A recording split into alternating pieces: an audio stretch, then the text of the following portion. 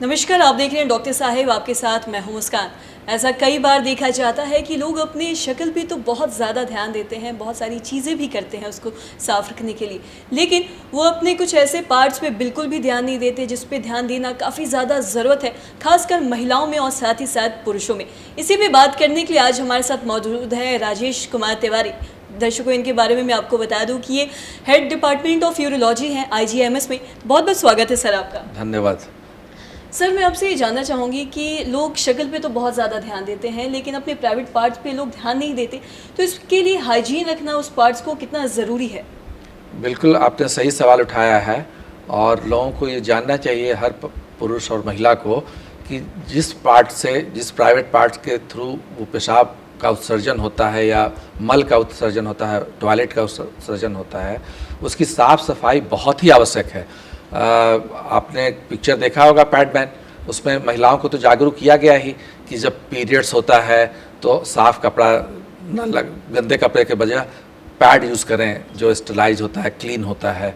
उससे बहुत सी बीमारियां जैसे pelvic inflammatory disease, infections, chronic infections, पेशाब का UTI, इससे वो मुक्त रहेंगे। और नहाते समय भी, जब भी रोज़ नहाएं, उस पार्ट का विशेष ध्यान रखें और उसकी साफ़ सफाई रखें। अगर साफ़ सफाई रखेंगी तो उनको पेशाब का इन्फेक्शन कभी नहीं होगा। बहुत सा फंगल इन्फेक्शन हो जाता है साफ़ सफाई नहीं रखने से, इसलिए उनका साफ़ रखना, उनका ड्राई रखना बहुत ही आवश्यक है।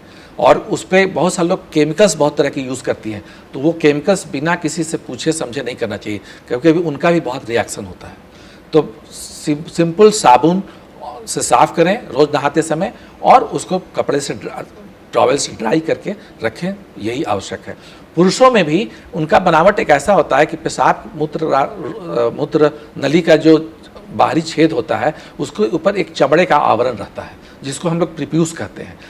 कुछ धर्म में, जैसे मुसलमानों में, तो उस चमड़े को बच्चों में ही निकाल दिया जाता है, तो वो पूरा अंग खुला रहता है, साफ रहता है। लेकिन हिंदुओं और कुछ दूसरे धर्म अनुयायियों में वो प्रीप्यूस रहता है, और अगर आप उसको नहाते समय प्रीप्यूस को पीछे करके, उस चमड़े को पीछे करके साफ सफाई नहीं करेंगे तो वो पेशाब के छिद्र और प्रीप्यूस के बीच में गंदगी जमा हो जाती है और ये इन्फेक्शन बार बार होता है। खासकर डायबिटीज़ पेशेंट्स में या वृद्ध पुरुषों में या उम्रदराज व्यक्तियों में ये ऐसा कई बार वो चिपक जाता है। उस कंडीशन को हम लोग कहते हैं कि ये फाइमोसिस हो गया। फिर उस चमड़े को सर्जरी के द्वारा काट के हटाना पड़ता है जिससे कि वो गंदगी दोबारा न जमा हो। ऐसा भी देखा गया है कि अगर गंदगी बार बार जमा होती है तो वो पेनिस का कैंसर भी कर सकता है। ये खतरनाक बीमारी है। इसलिए अपने पेशाब करने के अंग को साफ रखना, रोज़ नहाते समय उसको क्लीन करना और उसको पोंछना और साफ सफाई रखना बाद की बीमारियों से बचने के लिए बहुत आवश्यक है। ऐसा सबको करना चाहिए जी। और जैसा कि आपने बताया कि अनहाइजीन से बहुत ज़्यादा कैंसर भी होता है, साथ ही आपसे ये भी जानना चाहूँगी कि क्या वजाइना को अगर हाइजीन ना रखा जाए तो कोई उसमें भी ऐसा चांसेस है कैंसर होने के? कैंसर तो नहीं, लेकिन उस पर इन्फेक्शन होने का बहुत चांसेस है।